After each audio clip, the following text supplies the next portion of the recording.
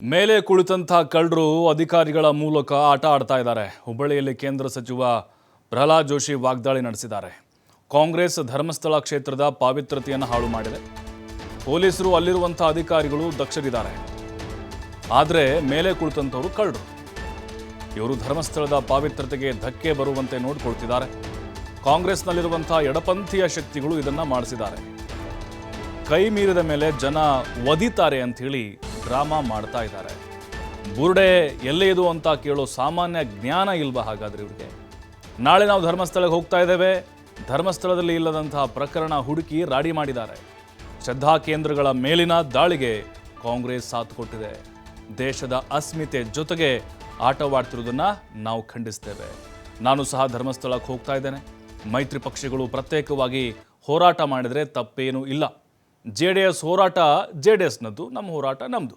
ಧರ್ಮಸ್ಥಳದ ಜೊತೆಗೆ ನಾವಿದ್ದೇವೆ ಅನ್ನುವಂತಹ ಸಂದೇಶ ಕೊಡೋದೇ ನಮ್ಮ ಗುರಿಯಾಗಿದೆ ಅನ್ನೋದು ಕೇಂದ್ರ ಸಚಿವ ಪ್ರಹ್ಲಾದ್ ಜೋಶಿ ಅವರ ಮಾತಾಗಿದೆ. ಮತ್ತು ರಾಜ್ಯ ಸರ್ಕಾರದ ವಿರುದ್ಧವೂ ಕೂಡ ವಾಗ್ದಾಳಿ ನಡೆಸಿದ್ದಾರೆ.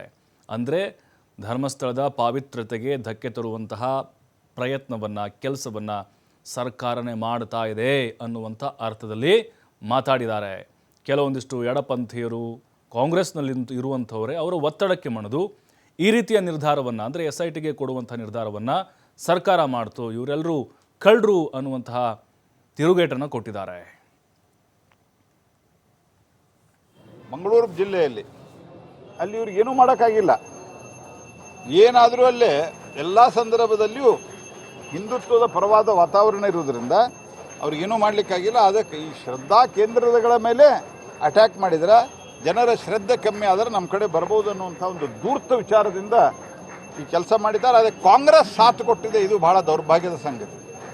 ಭಾಳಷ್ಟು ರಾಷ್ಟ್ರೀಯವಾದಿಗಳು ಒರಿಜಿನಲ್ ಕಾಂಗ್ರೆಸ್ ಪಾರ್ಟಿಯೊಳಗಿದ್ದಂಥ ಹೆಸರಿನೊಳಗಿರುವಂಥ ಪಾರ್ಟಿ ಇವತ್ತು ದೇಶದ ಅಸ್ಮಿತೆಯ ಬಗ್ಗೆ ಈ ರೀತಿಯಾದಂಥ ಒಂದು ಆಟವನ್ನು ಆಡ್ತಾ ಇರುವುದನ್ನು ನಾನು ಅತ್ಯುಗ್ರವಾಗಿ ಖಂಡಿಸ್ತೀನಿ. ಅದನ್ನು ಖಂಡಿಸ್ಲಿಕ್ಕೆ ನಾನು ಕೂಡ ನಾಳೆ ನಾನು ಧರ್ಮಸ್ಥಳಕ್ಕೆ ಹೋಗ್ತಾ ಇದ್ದೇನೆ.